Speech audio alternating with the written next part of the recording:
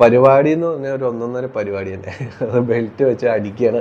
അതിൻ്റെ എന്നെ നീ ചതിച്ചു, എന്നെ നീ നാണം കെടുത്തി, നായേന്നൊക്കെ വിളിക്കുന്നുണ്ട് അതിനിടയിൽ. അങ്ങനെയൊക്കെ പറഞ്ഞിട്ട് പുള്ളി തലങ്ങും വിലങ്ങും പുറം വഴിയും തലവഴിയും എല്ലാം അർജുൻ്റെ അടിക്കുകയാണ്. ഒരു നുള്ളി നോവിക്കാത്ത കുറിപ്പ് സ്വന്തം മകളെ അടിച്ചു വീഴ്ത്തിയാണ്. അങ്ങനെ സോഫയിലേക്ക് അടി കൊണ്ട് വീണ കരയാണ് കാവ്യ അവിടെ. ഹായ് ഫ്രണ്ട്സ്, എല്ലാവർക്കും അഡ്വക്കേറ്റ് അഞ്ജലിയുടെ ഏറ്റവും പുതിയ എപ്പിസോഡിൻ്റെ റിവ്യൂയിലേക്ക് സ്വാഗതം കേട്ടോ. ഇന്നത്തെ എപ്പിസോഡ് കണ്ടപ്പോൾ എനിക്ക് ഏറ്റവും ഒരു സംഭവമായിട്ട് തോന്നിയത്, ഒട്ടും ഒരു ലാഗടിപ്പിക്കാത്ത ഒരു എപ്പിസോഡായിരുന്നു ഇന്നുണ്ടായിരുന്നത്.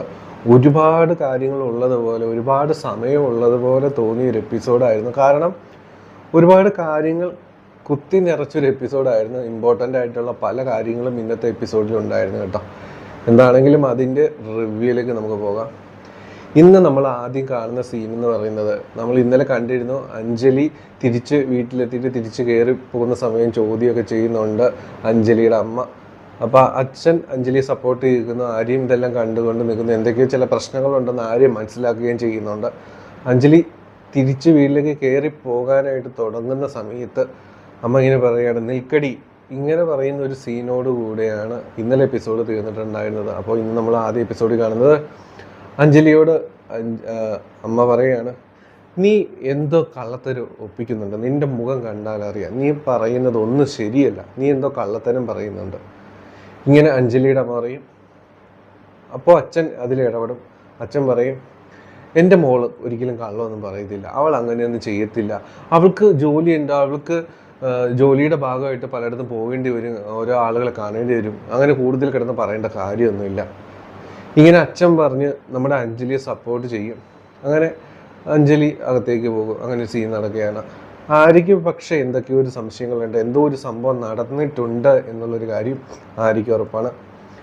പിന്നെ നമ്മൾ കാണുന്ന സീൻ എന്ന് പറഞ്ഞു കഴിഞ്ഞാൽ, അഞ്ജലി വീടിൻ്റെ ഉള്ളിൽ കയറിയിരിക്കുകയാണ്. അഞ്ജലിയുടെ മനസ്സാണ് വിങ്ങി പൊട്ടുകയാണ് പല കാര്യങ്ങളും ഇങ്ങനെ ഓർത്ത്. കാരണം അച്ഛൻ പറയുന്നുണ്ട്, അഞ്ജലി ഒരിക്കലും കള്ളം പറയില്ല, അച്ഛനോട് മോൾ ഒരിക്കലും കള്ളം പറയില്ല.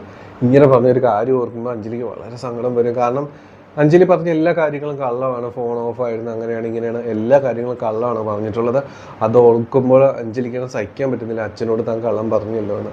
അപ്പോൾ എഴുന്നേറ്റ് നിന്ന്, ആദ്യം കിടക്കുകയായിരുന്നു അഞ്ജലി, എഴുന്നേറ്റ് ഇരുന്നിട്ട് ഇങ്ങനെ കൈകൂപ്പി ദൈവത്തോട് പറയാണ്, ദൈവമേ എന്നെ ഒന്ന് മനസ്സിലാക്കണം, എൻ്റെ ഒരു അവസ്ഥ കൊണ്ട് ഞാനിങ്ങനെ കള്ളം പറഞ്ഞു പോയതാണ്, എന്നോടൊന്ന് ക്ഷമിക്കൂ ദൈവമേ എന്ന്. അപ്പോൾ ഇങ്ങനെ പറഞ്ഞുകൊണ്ട് ഇങ്ങനെ പ്രാർത്ഥിച്ചുകൊണ്ട് നിൽക്കുന്ന സമയത്ത് ആര്യ അങ്ങോട്ട് കടന്നു വരും. ആര്യ ഇത് കാണുന്നുണ്ട്. ആര്യ ചോദിക്കും, എന്താ അഞ്ജലി ഈ സമയത്ത് നിനക്കൊരു പ്രാർത്ഥന, നിനക്ക് എന്താ പറ്റിയത്, നീ എന്തോ ഒരു കാര്യം എന്നോട് മറക്കുന്നുണ്ട്, എന്താണ് സംഭവം, നീ എന്നോട് തുറന്ന് പറയത്. അഞ്ജലിക്കപ്പോൾ ദേഷ്യം സങ്കടമൊക്കെ വരുന്നുണ്ട്. അഞ്ജലി പറയും, ഒന്നുമില്ല ചേച്ചി, എന്നെ ഒന്ന് വെറുതെ വിടുക, ഒന്നും എനിക്ക് പറയാനില്ല, ഒരു കാര്യമില്ല, ഞാൻ ഉള്ള കാര്യങ്ങളൊക്കെ തന്നെയാണ് പറഞ്ഞത് ചേച്ചി. ആര്യ അപ്പോഴും വിടാനായിട്ട് കൂട്ടാക്കുന്നില്ല. അത് കഴിഞ്ഞിട്ട് കുളിക്കാനെന്ന രീതിയിൽ അഞ്ജലി പോകുന്ന സമയത്താണ് ഈ അഞ്ജലിയുടെ നെറ്റിയിലുള്ള കുങ്കുമം ഈ ആര്യ നോട്ട് ചെയ്യുന്നത്. അതിനെപ്പറ്റി ആര്യ ചോദിക്കണം, അഞ്ജലി ഇവിടെ നിന്ന് നിന്റെ നെറ്റിയിൽ ഈ സിന്ദൂരം എങ്ങനെ വന്നു, ഇത് എവിടെ നിന്ന് വന്നു അഞ്ജലി? അപ്പോഴും അതിൽ നിന്ന് ഒഴിഞ്ഞു മാറി അഞ്ജലി പോവുകയാണ്. സിന്ദൂരോ, അതെന്താണ്, അത് എവിടെ നിന്ന് വന്നു എനിക്കറിയത്തില്ല. അങ്ങനെ ഇങ്ങനെയൊക്കെ പറഞ്ഞ് നൈസായിട്ട് ഒഴിഞ്ഞു മാറി നമ്മുടെ അഞ്ജലി അങ്ങ് പോകും. ആര്യയ്ക്ക് അപ്പോഴും സംഭവങ്ങൾ എന്തോ ഒരു പ്രശ്നം നടന്നിട്ടുണ്ട് എന്നുള്ളൊരു കാര്യം ഉറപ്പാണ്. അതിനെപ്പറ്റി ഇങ്ങനെ ആലോചിച്ചുകൊണ്ട് ആര്യ നിൽക്കും കേട്ടോ. ഇതാണ് നമ്മൾ എപ്പിസോഡിൻ്റെ ആദ്യ ഭാഗത്ത് കാണുന്ന ഒരു സീന്. പിന്നീട് നടക്കാൻ പോകുന്ന സീനുകൾ കുറച്ച് ഡാർക്ക് മാസ സീനുകളാണ് കേട്ടോ കൂട്ടുകാരെ. നിങ്ങൾ ആ സംഭവം എപ്പിസോഡ് കേൾക്കുക, ഞാൻ പറയുകയാണ്. പിന്നീട് നല്ല അടിപൊളി സീനുകളാണ് നടക്കുന്നത്. നമ്മൾ ശംഖുചക്രം തറവാടാണ് കാണുന്നത്. അവിടെ അനുപമ മറ്റേ വാലിനെ തീ പിടിച്ചതുപോലെ അങ്ങോട്ടും ഇങ്ങോട്ടും നടക്കുകയാണ്. കാരണം അർജുൻ തിരിച്ചു വന്നില്ല എന്നുണ്ടെങ്കിൽ സംഭവിക്കുക, ഒരു പക്ഷെ അഞ്ജലി പോയി കല്യാണം കഴിച്ച് അവൻ്റെ വഴിക്ക് പോകുമോ എന്നൊരു ടെൻഷനിലാണ് അനുപമ ഉള്ളത്. അപ്പോൾ അതുകൊണ്ടാണ് പുള്ളിക്കാരി വാല് തീ പിടിച്ചോലെ നടക്കുന്നത്, അല്ലാതെ അർജുനോടുള്ള സ്നേഹം കൊണ്ടൊന്നുമല്ല. അഞ്ജലിനെ എങ്ങാനും പോയി കെട്ടിയാലോ, അതോർത്തിട്ട് സഹിക്കാൻ പറ്റുന്നില്ല, എങ്ങനെയും ഒന്ന് അർജുൻ തിരിച്ചു വന്നാൽ മതിയെന്ന് പ്രാർത്ഥിച്ചുകൊണ്ട് തേരാപ്പാര ഇങ്ങനെ മുറ്റത്തോടി നടക്കുകയാണ്. കറക്റ്റ് ആ സമയത്ത് ഓട്ടോയിൽ വന്ന് നമ്മുടെ അർജുൻ ഇറങ്ങുകയാണ്. അർജുൻ ഇങ്ങനെ നടന്നു വരുമ്പോഴത്തേനും ഇങ്ങനെ അനുപമയെ വലിയ മൈൻഡ് ചെയ്യാതെ ഇങ്ങനെ നടന്നു വരികയാണ്. അങ്ങനെ വീട്ടിലേക്ക് കയറി പോകാവുന്ന രീതിയിൽ വരും. അപ്പോൾ അഞ്ജലി പറയും, ഹലോ നിന്നെ എവിടെയായിരുന്നു, ഞങ്ങളെയെല്ലാം തേച്ചിട്ട് താൻ എങ്ങോട്ടാണ് ഓടിപ്പോയത്, താൻ എവിടെയായിരുന്നു ഇത്രയും നേരം?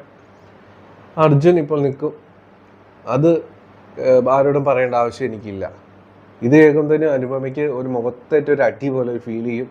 അർജുൻ പറയും, എനിക്കിത് ആരോടും പറയേണ്ട കാര്യമൊന്നുമില്ല, എൻ്റെ സമ്മതമില്ലാതെ നിങ്ങൾ എന്നെ ചതിച്ചു കൊണ്ടുപോയിട്ട് മണ്ഡപത്തിൽ ഇരുത്തിയതല്ലേ, മണ്ഡപത്തിലിരുത്തി കാവ്യനെ കൊണ്ട് താലി കെട്ടിക്കാൻ വേണ്ടി നിങ്ങൾ നോക്കിയതല്ലേ, നടക്കത്തില്ല. എനിക്ക് എൻ്റെതായ ഇഷ്ടങ്ങളുണ്ട്. ഞാൻ എവിടെ പോയി എന്ത് ചെയ്തു എന്നൊന്നും നിങ്ങളെ ആരെയും ബോധ്യപ്പെടുത്തേണ്ട കാര്യം എനിക്കില്ല. ഇങ്ങനെ അർജുൻ പറയുമ്പോൾ വളരെ മുഖത്തേറ്റൊരു അടി പോലെ ഇങ്ങനെ അനുപമ നിൽക്കുകയാണ്. അപ്പോൾ അനുപമ ഒന്ന് പരുങ്ങും. അനുപമ പറയും, അർജുൻ, അത് പിന്നെ നിനക്കറിയാലോ, ഇവിടെ നിലനിൽപ്പിന് വേണ്ടിയിട്ടാണ് ഞാനത് ചെയ്യണത്. എങ്ങനെയെങ്കിലും എനിക്കിവിടെ നിന്ന് നിലനിന്ന് പോകണം. രാഘവനുണ്ണി അങ്കിളിൻ്റെ എതിർത്ത് എനിക്കൊന്നും ചെയ്യാനായിട്ട് പറ്റുന്നില്ല. അതുപോലെയൊക്കെ എനിക്ക് ചെയ്യാൻ പറ്റുള്ളൂ. എന്താണെങ്കിലും അർജുൻ എവിടെയായിരുന്നു ഒന്ന് പറയോ? അപ്പോൾ അർജുൻ പറയും, അത് ആരും അറിയേണ്ട കാര്യമില്ല. എനിക്ക് എൻ്റെതായ ഇഷ്ടങ്ങളുണ്ട്. ഞാൻ എന്താണെങ്കിലും എനിക്കിഷ്ടമുള്ള സ്ഥലത്താണ് പോയത്. അല്ലാത്ത കല്യാണത്തിന് എനിക്ക് താല്പര്യമില്ല. വീണ്ടും കുത്തി അനുഭവം ചോദിക്കും, അഞ്ജലിയുടെ അടുത്തേക്കായിരിക്കുമല്ലേ പോയതെന്ന് പറയും. അപ്പോൾ അർജുൻ പിന്നെയും മറുപടി പറയും, നിങ്ങളൊക്കെ അഞ്ജലിനെ കൊല്ലാനായിട്ട് ഓരോ ആളുകളെയൊക്കെ ഏർപ്പാടാക്കിയിട്ടുണ്ടായിരുന്നല്ലോ, അതൊന്നും നടപടിയാവില്ല. അഞ്ജലിനെ സംരക്ഷിക്കാൻ അറിയാം. അതിനുള്ള കാര്യങ്ങളൊക്കെ അവളുടെ കയ്യിലുണ്ട്. പിന്നെ ഞാൻ അഞ്ജലിയുടെ അടുത്താണ് പോയത് അല്ലേ എന്നൊന്നും കൂടുതൽ ആരും അന്വേഷിക്കേണ്ട കാര്യമില്ല. ഇങ്ങനെ അനുപമയ്ക്ക് ഒരു രീതിയിലും വിട്ടുകൊടുക്കാത്ത രീതിയിൽ അങ്ങനെ പറഞ്ഞിട്ട് അകത്തേക്ക് നമ്മുടെ അർജുൻ കയറിപ്പോവും. ഈ സമയം സ്റ്റെപ്പ് ഇറങ്ങി രാഘവനുണ്ണി വരികയാണ് കേട്ടോ. അയാളുടെ പുറകിൽ ഈ ബെൽറ്റ് ഇരിപ്പുണ്ട് കയ്യിൽ. അത് നമുക്ക് ഓൾറെഡി കാണാനായിട്ട് പറ്റും. പുള്ളി ഇറങ്ങി വന്നിട്ട് പരിപാടി തുടങ്ങുകയാണ്. പരിപാടി എന്ന് പറഞ്ഞാൽ ഒരു ഒന്നൊന്നര പരിപാടി തന്നെ. അത് ബെൽറ്റ് വെച്ച് അടിക്കുകയാണ്. അതിനിടെ എന്നെ നീ ചതിച്ചു, എന്നെ നീ നാണം കെടുത്തി, നായെന്നൊക്കെ വിളിക്കുന്നുണ്ട് അതിനിടയിൽ. അങ്ങനെയൊക്കെ പറഞ്ഞിട്ട് പുള്ളി തലങ്ങും വിലങ്ങും പുറം വഴിയും തലവഴിയും എല്ലാം അർജുൻ്റെ അടിക്കുകയാണ്. ഈ ഒച്ചപ്പാടും ബഹളം എല്ലാം കൂടെ കേട്ടിട്ട് എല്ലാവരും ശംഖചക്രത്തിലെ എല്ലാവരും ഇറങ്ങി വരും. മുകുന്ദനുണ്ണി ഭാര്യ, മക്കൾ, അതുപോലെ തന്നെ നമ്മുടെ ഗോവിന്ദനുണ്ണി ഭാര്യ, അങ്ങനെ മുത്തശ്ശി എല്ലാവരും വരുമ്പോൾ കാണുന്ന സീനെന്ന് പറയുന്നത് നമ്മുടെ അർജുനെ തലങ്ങും വിലങ്ങും അടിച്ച് സീനാക്കിക്കൊണ്ടിരിക്കുക. അപ്പം ആരും ഇടപെടുന്നില്ല. അപ്പോൾ ഗോവിന്ദനുണ്ണി വേഗം വന്ന് പിടിച്ച് മാറ്റി ബെൽറ്റ് വലിച്ചെറിഞ്ഞ് സീനാക്കും. എന്താണ് നിങ്ങൾ ഈ കാട്ടുന്നത്? അർജുൻ ഇങ്ങനെ പിടിച്ച് തല്ലാനായിട്ട് അവനെന്താ നിങ്ങളെയൊക്കെ അടിമയാണോ? അവന് അവൻ്റെതായ ഇഷ്ടങ്ങളുണ്ട്. നിങ്ങൾ അവൻ്റെ ഇഷ്ടപ്രകാരം അല്ലാതെ പോയി കല്യാണം നടത്തി കൊടുക്കാനായിട്ട് ശ്രമിച്ചിട്ടാണ് നിങ്ങൾ അവനെ തല്ലാനായിട്ട് നോക്കുന്നത്. അവന് സ്വന്തമായിട്ട് കാര്യങ്ങൾ തീരുമാനിക്കാനുള്ള പ്രായമായി. നിങ്ങൾ ആരും കൂടുതൽ അടിക്കേണ്ട കാര്യമൊന്നുമില്ല.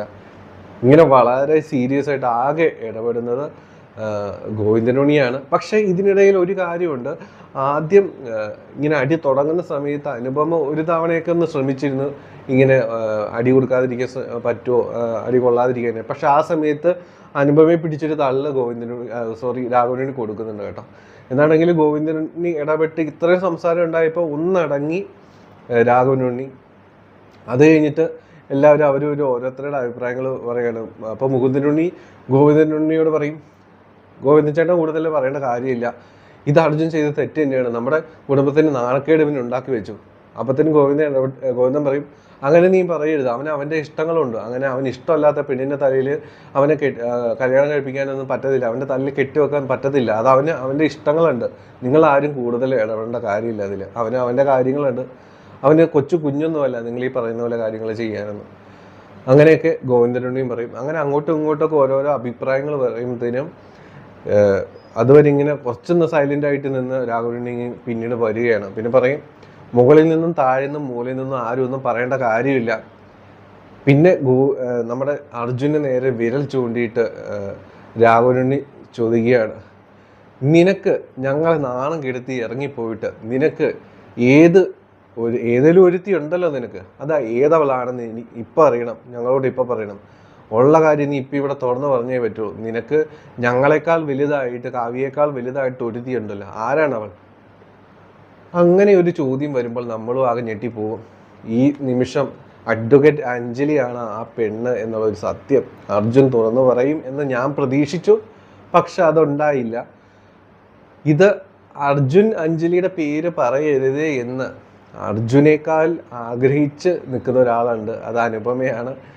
അഞ്ജലിയാണ് ആ പെണ്ണെന്ന് അറിഞ്ഞു കഴിഞ്ഞാൽ ആ നിമിഷം അർജുനായിരിക്കില്ല ഇറങ്ങുക ആദ്യം വീട്ടിൽ നിന്ന്, ആദ്യം അനുപമയെ ആയിരിക്കും ഇറക്കി വിടാനായിട്ട് പോവുക. അപ്പോഴത്തേനും ഇങ്ങനൊരു ചോദ്യം രാഘവനുണ്ണി ചോദിക്കുമ്പോഴത്തേനും ആകെ ഞെട്ടി വിറച്ച് ഇങ്ങനെ അർജുനേക്കാളും കൂടുതൽ ടെൻഷന് ഇതായിട്ട് നിൽക്കുന്ന അനുപമയാണ് ആ സീനിൽ. അങ്ങനെ ആകെ സീനായിട്ട് മാറും കാര്യങ്ങൾ. അപ്പോൾ അർജുൻ മറുപടി ഒന്നും പറയത്തില്ല. അല്ല, മറുപടി പറയും കേട്ടോ. ആദ്യം ഒന്നും മിണ്ടിയില്ല, പിന്നെ പറയും. പിന്നെ റിപ്പീറ്റഡ് ആയിട്ട് ചോദിച്ചുകൊണ്ടിരിക്കുകയാണ് രാഹുലിനി, ആരാണ് അവള്, നീ പറയും ആരാണ് അവള്, അതാരാണെന്ന് എനിക്ക് അറിഞ്ഞേ പറ്റും, ആരാണ് അവൾ എന്ന് ചോദിക്കും. അപ്പോൾ അർജുനാണെങ്കിൽ അവസാനം പറയും, അങ്ങനെ ഒരു പെണ്ണില്ല, എനിക്ക് ഇഷ്ടമല്ലാത്ത കല്യാണം നിങ്ങൾ നടത്താനായിട്ട് നോക്കി, എനിക്ക് കാവ്യ ഇഷ്ടമല്ല, അങ്ങനെയുള്ള ഒരുത്തീനെ എൻ്റെ തലയെ കെട്ടിവെക്കാൻ നോക്കി, അതുകൊണ്ടാണ് ഞാൻ ഇറങ്ങിപ്പോയത്, അല്ലാതെ പെണ്ണും പിടക്കോഴിയൊന്നും എനിക്കില്ല. ഇങ്ങനെ പറയുമ്പോഴത്തേനും ഏറ്റവും കൂടുതൽ ആശ്വാസം തോന്നുന്നത് അനുപമയ്ക്കാണ് ഇങ്ങനെ ഒരു അർജുൻ റിപ്ലൈ കൊടുക്കുമ്പോൾ. പക്ഷെ അർജുൻ പറഞ്ഞ കാര്യങ്ങളൊന്നും വിശ്വസിക്കാനായിട്ട് ആരും തയ്യാറായിട്ടില്ല. അപ്പം അർജുൻ്റെ അമ്മ പറയും, നീ പറഞ്ഞ കാര്യങ്ങളൊക്കെ അവിടെ നിൽക്കട്ടെ, നീ പറഞ്ഞത് പച്ച കള്ളമാണെന്നുള്ള കാര്യം എനിക്ക് മനസ്സിലായി. നീ ഞങ്ങളുടെ ഇഷ്ടത്തിന് ഇവിടെ ജീവിക്കാനായിട്ട് താല്പര്യമില്ല എന്നുണ്ടെങ്കിൽ നീ ഈ നിമിഷം വീട്ടിൽ നിന്ന് ഇറങ്ങിക്കോണം, അതാണ് എൻ്റെ തീരുമാനം. നീ ഇനി ജീവിക്കണ്ട, രാഘവൻ ചേട്ടാ ഇവനെ വീട്ടിൽ നിന്ന് ഇറക്കി വിട്. അർജുൻ്റെ അമ്മയുടെ ഭാഗത്ത് നിന്ന് ഇങ്ങനെയൊരു ഒരു സംഭവം നമ്മൾ ഒട്ടും പ്രതീക്ഷിച്ചില്ല കേട്ടോ. അർജുനെ വീട്ടിൽ നിന്ന് ഇറക്കി വിടാനായിട്ട് അർജുൻ്റെ അമ്മ പറയുന്നത്. രാഘവനുണ്ണി പോലും ആ കാര്യം പറഞ്ഞിട്ടില്ല എന്നുള്ളതാണ്. അപ്പോഴാണ് അർജുൻ്റെ അമ്മ പറയുന്നത്, അവനെ വീട്ടിൽ നിന്ന് ഇറക്കി വിട, നമ്മുടെ ഇഷ്ടത്തിന് ഇവൻ ഇവിടെ നിന്നേ പറ്റൂ, ഇല്ലെങ്കിൽ അവൻ ഇറങ്ങി പോട്ടെ, അവൻ ഇറക്കി വിട് രാഘവേട്ടാന്ന് പറയും.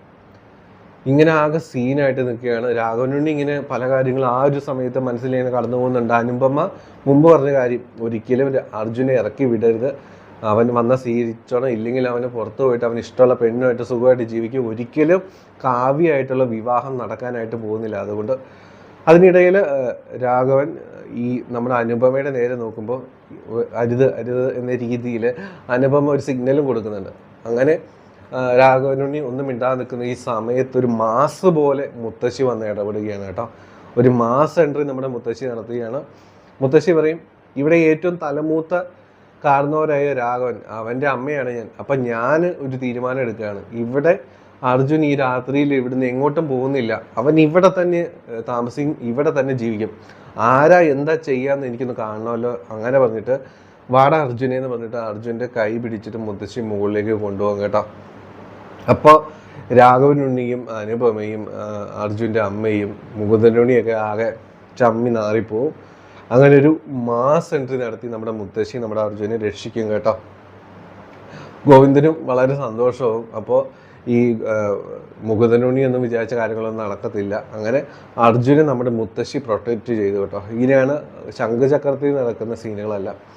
എന്താണെങ്കിലും എപ്പിസോഡിൻ്റെ ഏറ്റവും അവസാന ഭാഗങ്ങൾ കുറച്ച് ഡാർക്ക് സീൻ തന്നെയാണ്. ഇതുപോലെ തന്നെ സംഭവം എന്താണെന്ന് വെച്ച് കഴിഞ്ഞാൽ, വീട്ടിൽ, അതായത് കുറുപ്പിൻ്റെ വീട്ടിൽ കാവ്യയ്ക്കാണെങ്കിൽ ഇരിക്കാൻ പറ്റുന്നില്ല, കിടക്കാൻ പറ്റുന്നില്ല, അങ്ങനെ ഒരു അവസ്ഥയിലാണ് കേട്ടോ പുള്ളിക്കാരി ഉള്ളത്.